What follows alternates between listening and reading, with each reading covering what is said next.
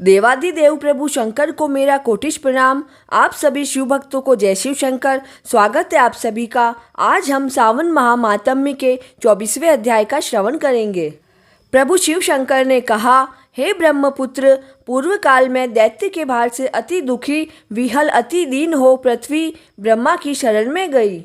उसके मुख से कथा सुनकर देवगणों सहित ब्रह्मा ने क्षीर सागर में बहुत स्तुति द्वारा हरि को प्रसन्न किया। ब्रह्मा के मुख से सब सुनकर दिशाओं में प्रादुर्भूत हो भगवान ने कहा, हे देवतागण, डरो मत, क्योंकि देवकी के गर्भ से वासुदेव द्वारा अवतार ग्रहण कर मैं पृथ्वी का कष्ट का निवारण करूँगा। आप देवतागण पृथ्वी पर जाकर यादव रूप से उत्पन्न हो। ऐसा कहकर प्रभु अंतर्ध्यान हो गए।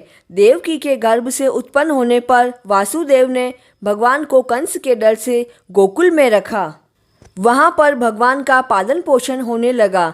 फिर मथुरा में आकर बंधुओं सहित कंस वध कर सादर सब नगर निवासी प्राणीजनों ने प्रार्थना की कि हे कृष्ण, हे महायोगी, हे भक्तों के अभयदाता, देव शरणागत वत्सल, आपको हम लोग नमस्कार करते हैं, हमारी रक्षा करो।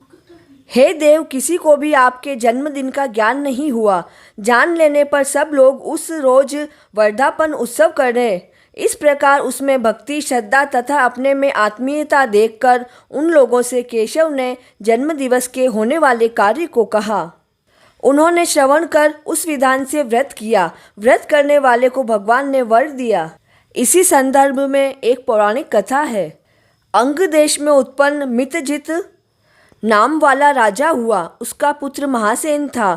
वह सत्य द्वारा जीतने वाला तथा सन्मार्ग का अनुयायी था। वह सर्वज्ञ राजा सविधि प्रजा को प्रसन्न रखता हुआ रक्षा करता था। उस समय देवयोग से पाखंडियों के साथ बहुत दिनों तक अधर्म में लगा रहा। उसने वेद शास्त्र तथा पुराणों की बहुत निंदा की और वर्णाश्रम धर्म में बहुत द्वेष करने लगा। हे मुनि सतम, यों बहुत काल बीतने पर काल के वशीभूत हो यमदूतों के वश में हुआ।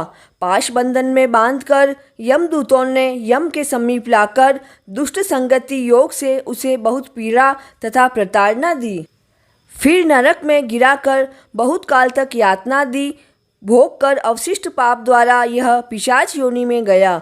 भूख प्यास से दुखी हो मारवाड़ देश में घूमता हुआ किसी वैश्य के शरीर में प्रवेश कर गया। उसी के साथ पुण्य देने वाली मथुरापुरी नगरी को गया। मथुरा के पास पहुंचा तो मथुरा के रक्षकों ने उसकी देह से उसे अलग कर दिया। वह वन में तथा ऋषियों के आश्रमों में घूमता हुआ कदाचित देवयोग से जन्माष्टमी के दिन मुनियों तथा द्विजों द्वारा की जाने वाली महापूजा और नाम संकीर्तन आदि से रात भर जागता हुआ रह गया, जिससे उसी समय प्रेत शरीर छोड़कर विमान द्वारा विष्णु लोक को गया। वह यमदूतों से व्यक्त हो दिव्य भोग में समन्वित हो गया। इस व्रत के प्रभाव से विष्णु के सानिध्य से मुक्ति के फल को प्राप्त किया। जो मनुष्य किसी के साथ भी शांत होकर इस व्रतोत्सव का दर्शन कर लेता है, वह पाप से मुक्त होकर श्री हरि के धाम में जाता है।